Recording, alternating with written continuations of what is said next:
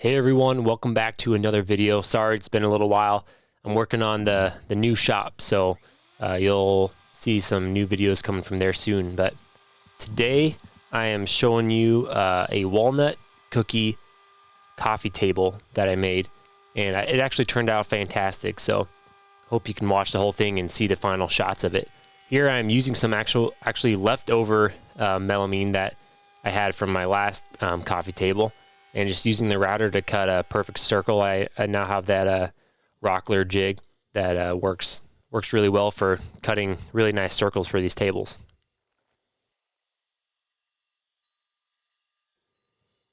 If you watched my last circular coffee table video, you'll see that I used a square mold for a circular coffee table. It cost me a lot more epoxy, and so I decided I'm not going to make that mistake on this one. But those are the walnut discs that are actually left over from my brother's wedding.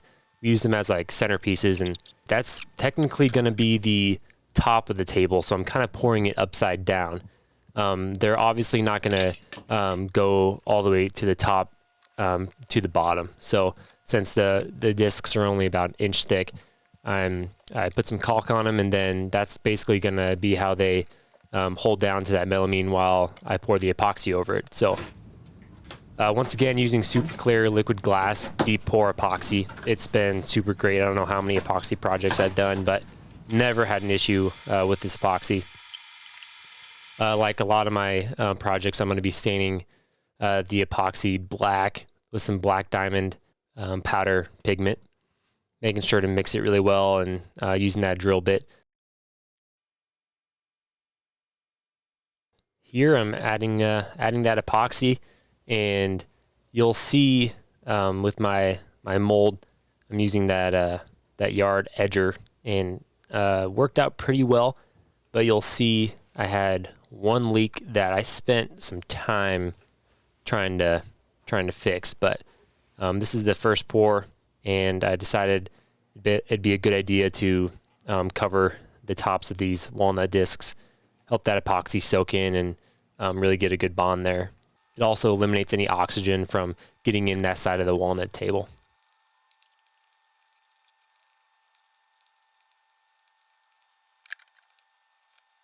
So you can see me, I'm working that spot there. I ran caulk along the inside and the outside, so I was really surprised that I had a leak. Basically, my hope was to caulk a couple spots and this is supposed to be like 30-minute quick dry caulk, and I also used some Tyvek tape, some paper towel to like stop it initially. And I was like caulking around the edges, and it worked well. I was able to basically stop or slow down enough that it was basically just dripping every couple minutes. But then of course it cured, so it stopped like just, I don't know, a couple hours later. So I didn't lose like any epoxy at all. Here I'm making the second pour, and this is about 24 hours later, I think. 20 to 24 hours later, and that epoxy, the first pour, wasn't completely cured at all, and it was going to bond really well. I was initially going to do this second pour right away, but with that leak, I decided I'd better wait for that epoxy to cure up a little bit so that leak didn't persist. All right, this is a couple weeks later. I always make sure that epoxy is perfectly cured before I add another layer on top, because if you add that next epoxy layer before the bottom one's cured, then you're gonna just have a uncured layer of epoxy. Here I'm taking out some of the screws I had for the mold, and you'll see it comes off really, really well. It's a pretty thick slab. These days I'm always going as thick as possible. The issue I'm having here is I used mold release, but that caulk's really stuck to the melamine, which is good. It was supposed to do that, but I eventually broke my knife, and then had to cut a couple wedges that did the trick much quicker, and I was just lazy. I needed to do that sooner. But there's what's going to be the top right there. All right, at this point I've taken it to the industrial sander that I have just down the road from my house, and they are able to send it through just a couple passes on each side, and I have all those walnut discs that look great on the top.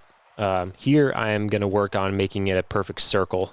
The final table dimensions, I think, were about 29 inches, the legs came out to about 27.5, so it just fit right over the legs perfectly. Here I'm trying to measure the center. It's kind of actually tough to do with a circular table, so I always put in a center with that rockler circular jig, and then I move the router all the way around the table to make sure that I'm hitting the epoxy at all times. Speaking of the legs, special delivery for the table I'm working on, so that was good timing.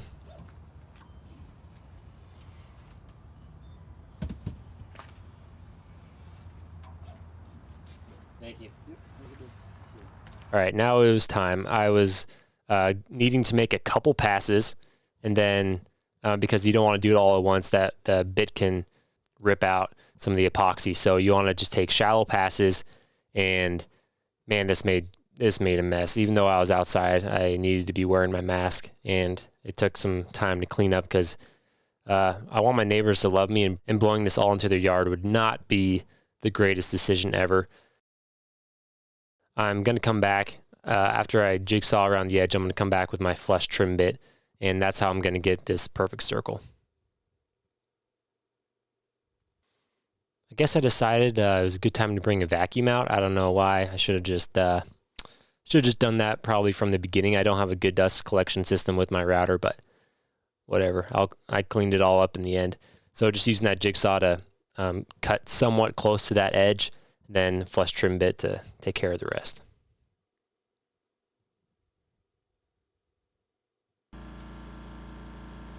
What I didn't show, I think my phone died. I also did a 3/8 inch round over on the top side of the table. So I think it gave a really nice smooth look. What I'm doing here is I'm using that air compressor to get any little epoxy or dust out of the cracks in the bark. As you'll see, it's kind of a rule in the epoxy woodworking community to remove any bark when you're doing work with epoxy and the wood.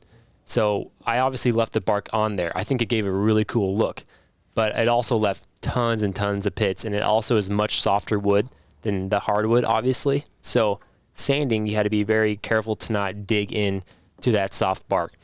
If you wanted an absolutely perfect finish, I would do a clear epoxy finish on top of this, actually, probably very thin clear epoxy, because that would eliminate any pits in there. I wanted to see how it looked with Rubio Monocoat. There's probably a few more pits that I just couldn't that couldn't fill because I would have had to really remove a lot of bark, and I just didn't want to go down that path. So in the end, I think it looked great, but there were multiple rounds of filling voids and sanding. All right, I've started the sanding process here. I'll show you a little bit of it. I got my Festool. If you're going to do any epoxy projects and want a really clean finish, there's basically no other great way than using a nice Festool sander with good sandpaper and an air compressor. I'll have everything I use linked below in the video. Here I'm just doing a little water pop. Not sure if it makes a difference or not, but I'm going to do it anyways. Air compressor helps speed up that process a little bit. Then I'm going to continue the sanding. To get a good finish after the industrial sander, which leaves some zigzag marks, I start with my DeWalt actually and take away a lot of the zigzag marks. Even though that DeWalt leaves some more pigtails, I'm okay with that. So I use DeWalt 80 grit, and then I go into my Festool and do 100, 150, 180, and then finish with 220. Here are those legs, unboxing them. I get my legs from this guy that sells them from Ukraine, actually, classic Etsy find. But I actually haven't seen, I'm pretty sure I got notifications that he's still posting things, but obviously with the Ukraine and Russia things going on right now, I hope he's doing it right. I'll link his shop below as well.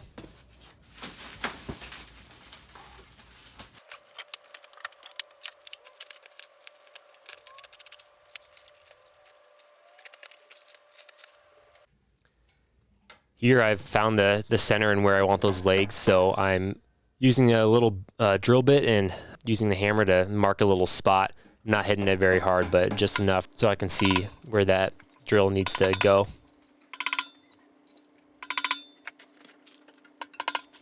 I've got this assortment pack of inserts, which is super nice for thin tables and thick tables. I'm using the thickest insert here. I want to say it's probably close to 3/4 of an inch.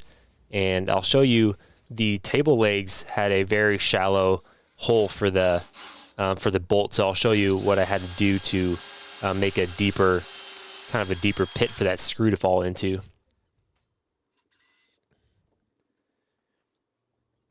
I definitely recommend having like a metal stop on your drill bit, because doing it without or even with tape, you can sometimes go a little farther than you want.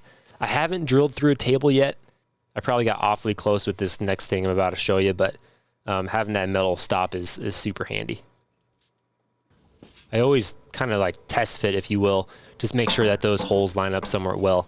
A lot of YouTubers don't talk about it. That would work, but it's sometimes hard to line up those screws perfectly. So just as I mentioned, it's good to have a bit stop.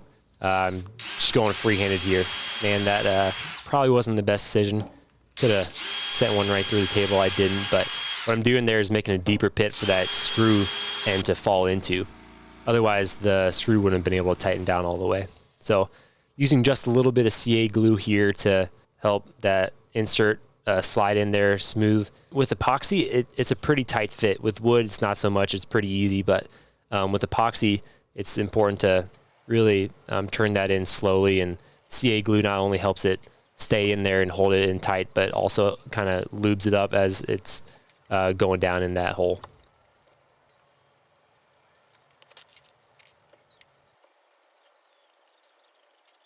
I probably did a last sanding session that I didn't show, but this thing is ready for Rubio Monocoat. I'm just using the Pure. I'll have that linked below. I'm using the accelerator, so it's a 3-to-1 ratio. And I kind of talked in my last video, but man, I wish Rubio Monocoat would change their canisters that this Rubio comes in, because I try to close it as good as possible, but it always seems like there's a little bit of cured Rubio in there. So I mix it up well and try to eliminate that as much as possible. This Rubio goes pretty far. I ended up adding a little bit more than what this first batch had, because I like to let it soak in a little bit and hit any dry spots with extra Rubio. But I'm just spreading it around. You really can't mess up Rubio. It's a pretty easy finish to apply. I'm just making sure that it's touching all the surface area.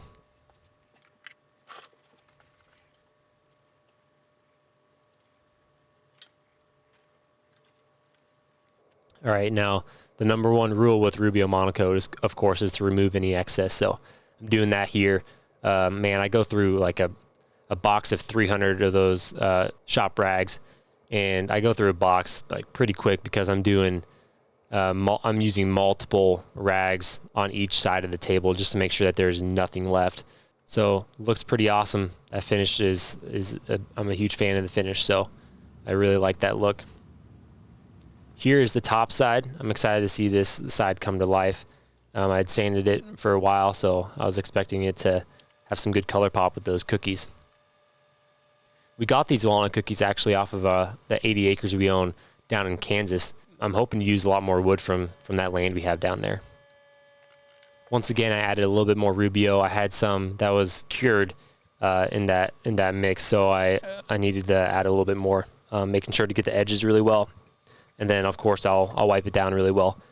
When you finish the edges, always be careful that you get the bottom side as well, because sometimes that Rubio can drip down and kind of hide from you. So make sure you wipe that side really well. But here is the finished product. I'm super happy with it.